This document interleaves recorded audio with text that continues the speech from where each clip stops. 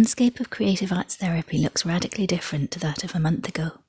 In the interest of safety due to the current COVID-19 crisis, we are not advised to be in the same physical space as our clients. But in order to support and continue working with our clients, has a new space emerged.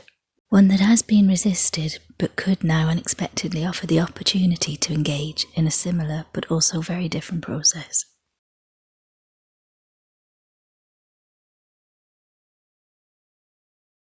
As a means of addressing the current situation, some members may be exploring working online during this unprecedented time. Please note, it's important to explore all aspects of working in this way with your supervisor prior to embarking on online engagement with clients.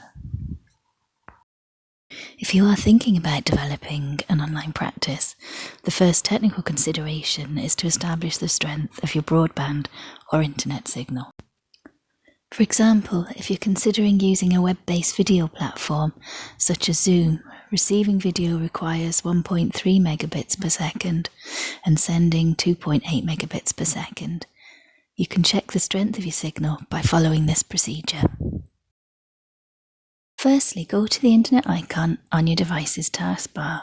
Click on it. So in this case, I'm tethering from my phone, so I'm clicking on where it says Nokia 7 Plus, and I want to see the properties. I then type Control Panel into the bottom left-hand corner, and when you click on that, you'll see the computer's settings panel. Go to the Network and Internet section, then click on the writing highlighted in blue, which says View Network Status and Tasks. This will take you to a new page where you'll also see in blue highlighted writing Wi-Fi Nokia 7 Plus.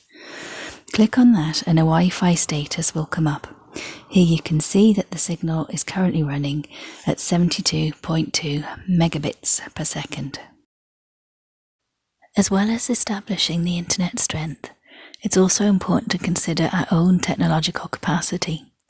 Perhaps undertake an audit of your own skill set regarding the use of technology in order to address whether you are in a position to provide a safe and consistent online practice to your clients at this time, or do you need to source further training through organisations such as the Association for Counselling and Online Therapy or the Online Therapy Institute. Also, double check with your insurance providers that you are covered to work online.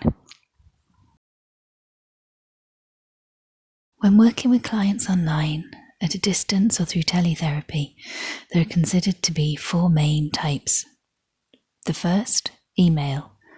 A negotiated exchange of emails with a therapist, where an agreed time and day has been set to receive and expect a response from the therapist.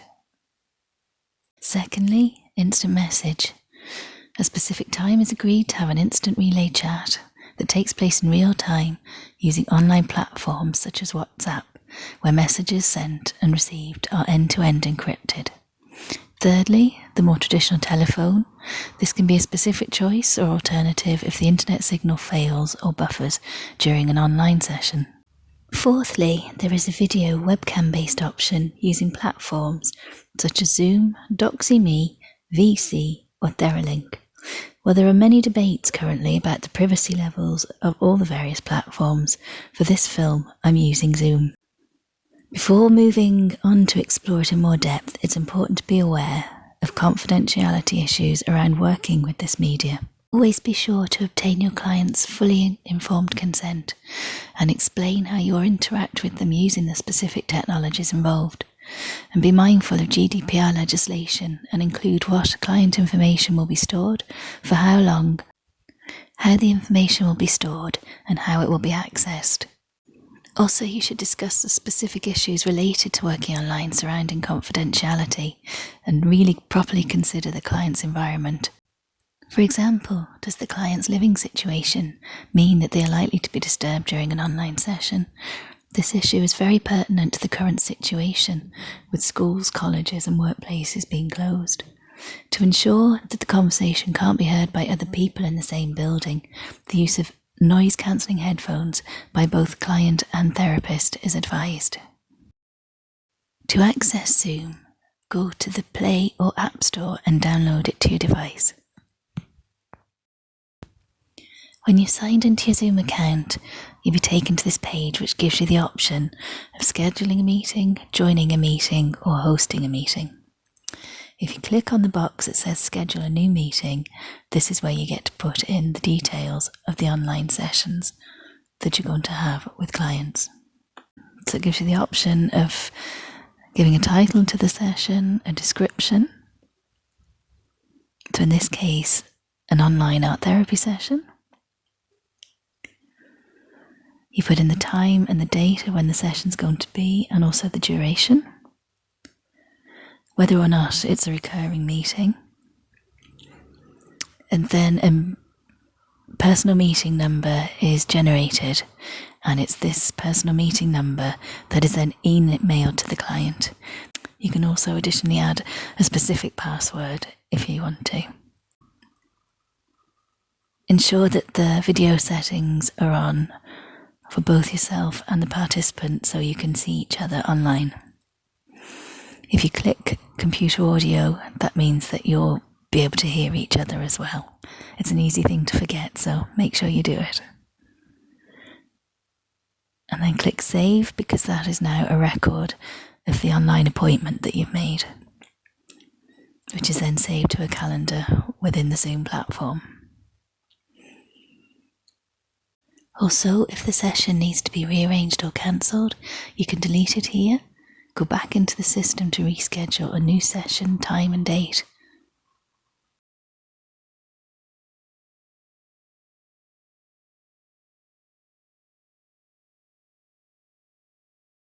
This image is a screenshot of the email notification sent to the client. You can see the meeting identity number towards the bottom of the screen, and also highlighted in blue the link that will enable the client to join the session. This second screenshot shows what the client can see when they click on the link to the session prior to it starting. A few minutes before the online session is scheduled to start, launch the Zoom platform, in this case from my email. Here you can see upcoming meetings highlighted in blue on the screen, and also the meeting ID below. And launch the Zoom platform, which will give you the interface you need for the online session.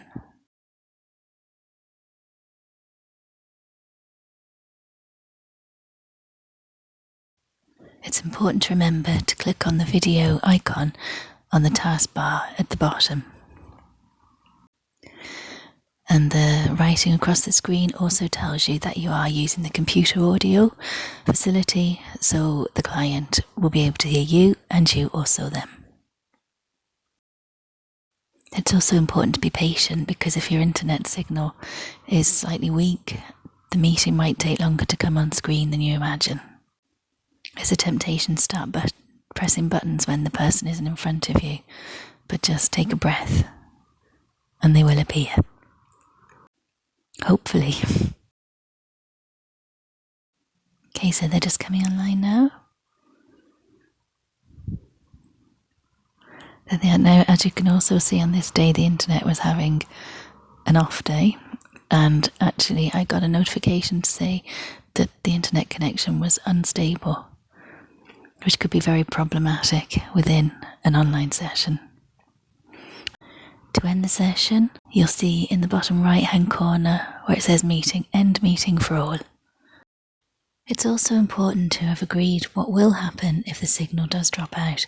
For example, continuing via telephone after a set time. This could be written into the therapeutic contract or revised contract if you are moving from working offline to online. To summarise this short exploration of working online as a creative arts therapist during such an extraordinary time, the main points to consider are 1. Insurance. 2. Digital competency of the therapist. 3. Quality of the broadband or internet signal. 4. The client's suitability for online creative arts therapy. 5. Ethics, including informed consent. 6. Confidentiality during a session. 7.